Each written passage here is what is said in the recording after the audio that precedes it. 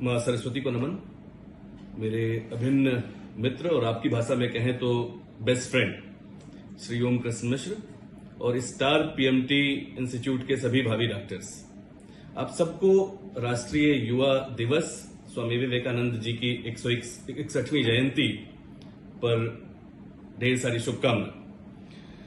युवा वास्तव में अतीत और वर्तमान को जोड़ने वाली एक कड़ी होता है, संस्कृति का संवाहक होता है। इसीलिए स्वामी जी हमेशा ये कहा करते थे कि अगर मुझे 500 युवा मिल जाएं तो मैं इस देश की सभी समस्याओं का शमन कर सकता हूं, उनको समाप्त कर सकता हूं।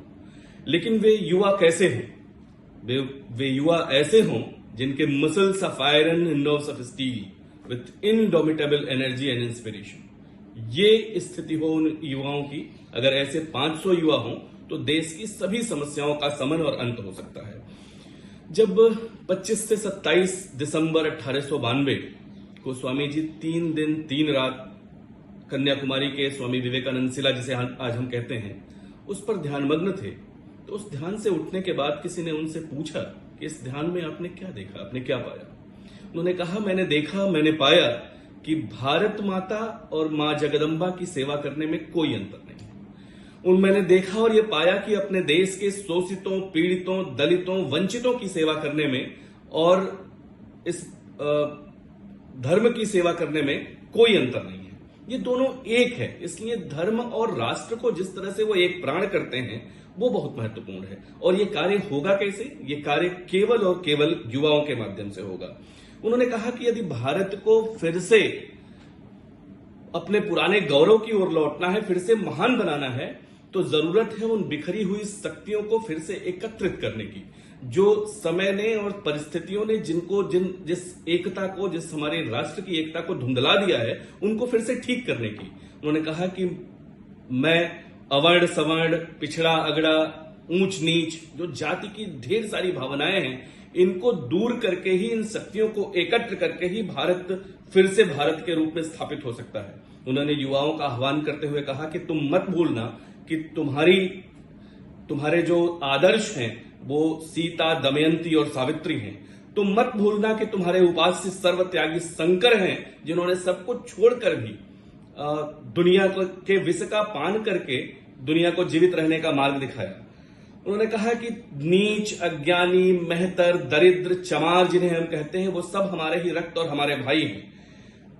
एक बहुत अच्छी घटना एक और होती है कि जिस भाषा को लेकर आज हम पूरे देश में एक विमर्श खड़ा होता है, भाषिक एकता का, उसका बहुत बड़ा उदाहरण है। जब वो 7वीं 8वीं के विद्यार्थी थे तो उनका चयन अंग्रेजी भाषा पढ़ने के लिए हुआ, लेकिन उन्होंने स्पष्ट मना कर दिया। उन्होंने एड़ियां रगड़ी, अपने पिता से अपनी नाराजगी जताई कि मुझे अंग्रेजी नहीं पढ़नी।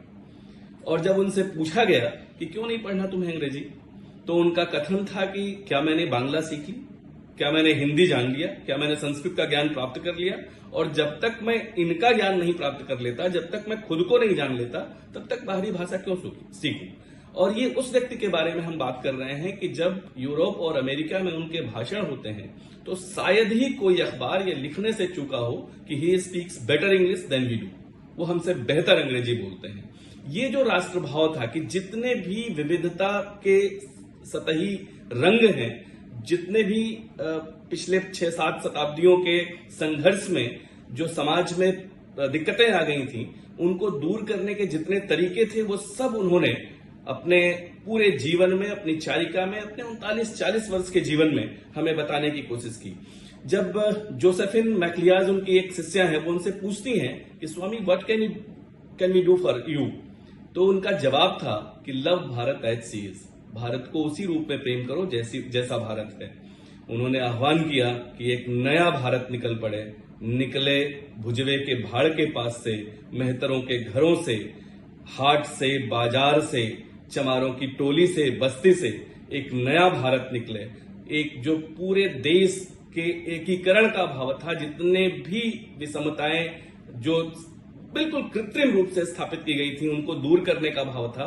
ये इस पे उन्होंने सबसे ज्यादा जोर दिया। आज इस युवा दिवस पे आप सभी युवाओं का इस रूप में आह्वान कि देश हवा, मिट्टी और पानी से बना है, देश पुरखों की कहानी से बना है, खून से हस्ताक्षर कर दे गगन पर, देश उस पागल जवानी से बना है। आप सभी अपने लक्ष्य में सफल हों, सेवा के भाव के साथ जीवन में आगे बढ़ें, बस यही शुभकामना। धन्यवाद।